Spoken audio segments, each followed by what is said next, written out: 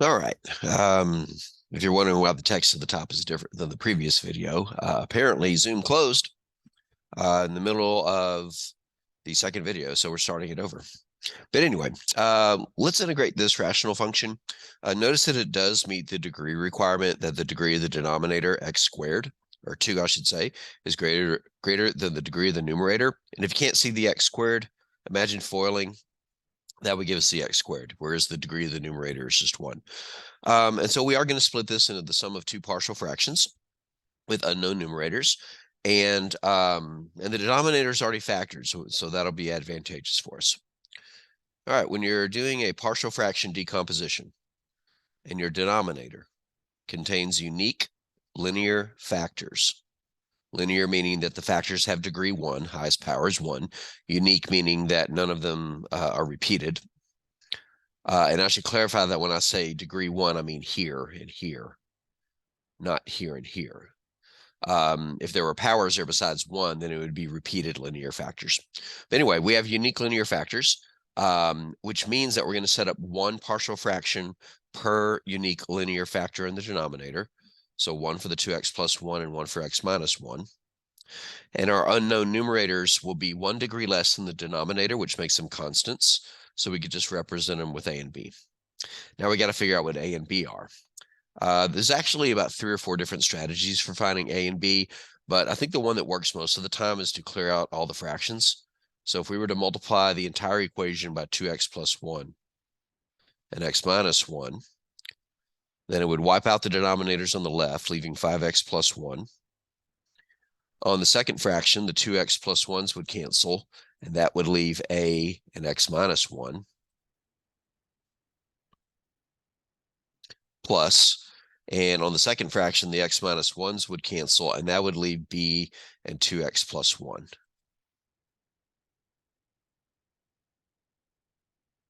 Following suit the same way I did in the instructional videos that I linked you to, we're going to figure out the values of a and b by letting x be specific values. Specifically, we want x to be values that will make these factors equal to 0. So for that factor, we're going to let x equal 1, and for this factor, we're going to let x equal negative 1/2. Let's start with x equals 1 and see what the equation collapses to. If we substitute 1 on the left side of the equation, we get 6.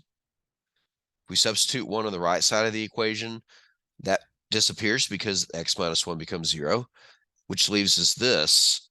But if we put in 1 for the x, we get 2 times 1 plus 1, which is 3. So we end up getting 3b. And this implies that b is equal to 2. For the other factor, we need x to equal negative 1/2. So it's going to get a little bit ugly, but big deal. It's just a fraction. If we put negative 1/2 in here, we'll get negative 5/2 plus 1, which is negative 5/2 plus 2/2, which is negative 3/2. If we put negative 1/2 on the right side of the equation, negative 1/2 minus 1 is negative 3/2 times a. And if we put negative 1/2 for the second factor, it'll zero out. So we get negative 3/2 equals negative 3/2 a, which implies that a is equal to 1. This means that our partial fraction decomposition, which I'm going to do in the integrand, the a is 1, so we have 1 over 2x plus 1. And the b is 2, so we have 2 over x minus 1 dx. Again, if you didn't follow that, watch closely. This fraction ended up with a is equal to 1, which created that fraction. And this fraction, which ended up with b equals 2, became that fraction. And now that we have the rational expression decomposed into two partial fractions, we can integrate each one of them, and each one of them rather easily, to be honest with you. I don't have room to do it here, so I'm going to erase the partial fraction decomposition. Actually, you know what? I'm going to leave that there. Just highlight this mess, and then we'll continue the integration down here. I know in class I said don't draw arrows everywhere, but I don't want to go to another page in case somebody comes in and reads the note at the top. Both of these are going to be natural logs. The first one would require a little bit of balancing if we let u equal 2x plus 1, but we should get 1/2 natural log absolute value of 2x plus 1. And then plus, the second one's just going to be 2 natural log absolute value of x minus 1 plus c plus c. Sorry, I'm going to get on the side of the screen. It's a little bit wonky. I'm going to write that a little bit better. Move some stuff over first. Give me 1 second. And the answer that I had written originally and crossed out, or backed up, I thought I was going to move everything. Hold on. Come on. There we go. All right, as I was saying, the